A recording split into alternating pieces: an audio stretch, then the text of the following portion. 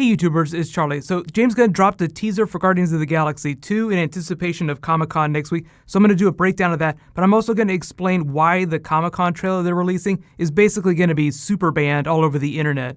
So Guardians of the Galaxy 2 is coming to Comic-Con next week, so obviously in anticipation of that, James Gunn is just trying to build hype, so he released this teaser image with the team, like the new team, and a couple extra people. Now there's a whole bunch of stuff going on in this picture, but the biggest thing is the actual look of Mantis in the film. Obviously she's going to be CG, but this is probably pretty close to what she's actually going to look like. Tell us about Mantis. Mantis is played by Pom Klementieff, who is an amazing actress and one of my favorite actors I've ever worked with in my life. She's fantastic. She's not green, obviously. Many of you people have seen that. She is more based on the original design of Mantis as opposed to the retrofitted, retconned Mantis from later. Does Mantis have a huge role in this movie? Yes, she does. She's kind of a deep cut from the Guardians comic. She comes from Annihilation Conquest, which in the comics is kind of the story of how the Guardians come together. Like it was part of a bigger arc that involved Ultron and space, but they didn't really do that for the movie. Like the first Guardians movie took elements from that, but Mantis was a Kree prisoner and she got swept up with Star-Lord and his crew, so she became a Guardian. So, that's why she's wearing this costume here. But as you can see here, she's spritzing Baby Groot. One of her special abilities is the ability to speak to plants. She has a number of special powers. I don't know if they're going to change that for the movie. James Gunn's only real teaser for Mantis is that her interaction with the Guardians is like her first interaction with other people. So she's going to learn social skills from being with the Guardians. So you can imagine how that's going to lead to a lot of funny situations. Like if you think that the Guardians are a good model of appropriate behavior. But Baby Groot. So James Gunn basically confirmed that we're going to see dancing Baby Groot for the duration of this film. He's like slightly bigger than he was in the last film. He kind of looks like the toy that they released after the movie came out. So you can already see that Marvel is capitalizing on something that everybody loves.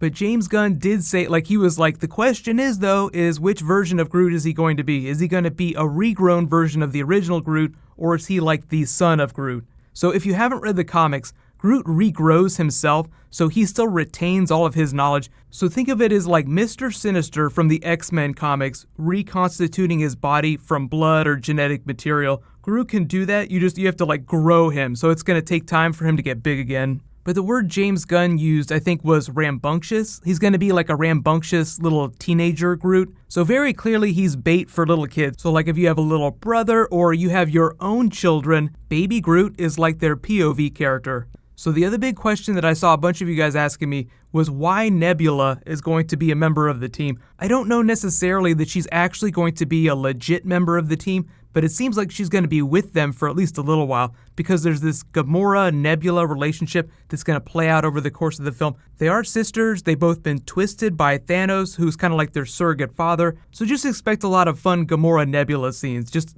sisters treating each other just absolutely terribly.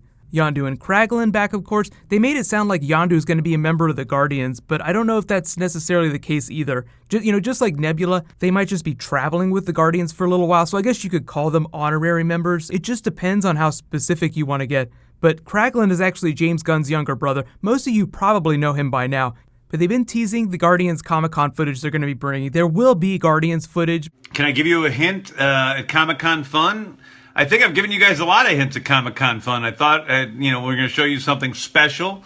We're going to be there during the Marvel panel, which is, a week from Saturday.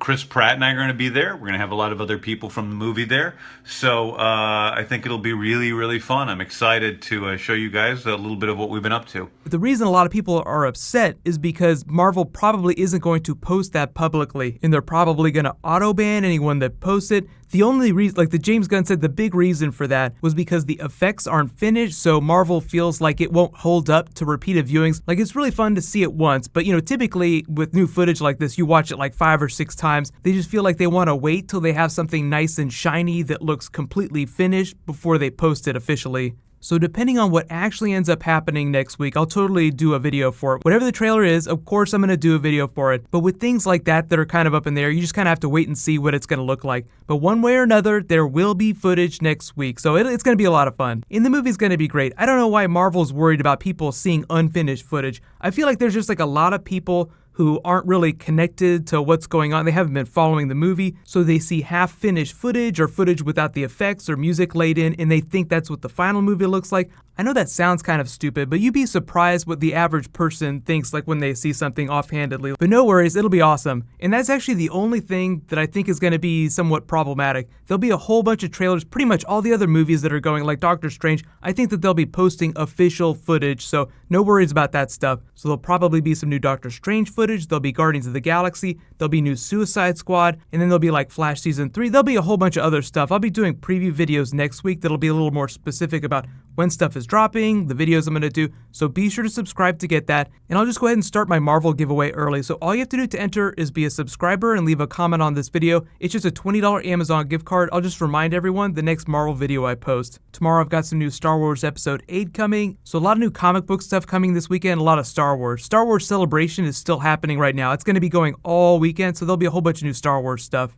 While you guys wait for my next video to post, you can click here for my breakdown of the new Star Wars Rogue One footage, and you can click here for my Thor Ragnarok teaser video. Thank you so much for watching, everybody. Let's high five. I'll see you guys tonight.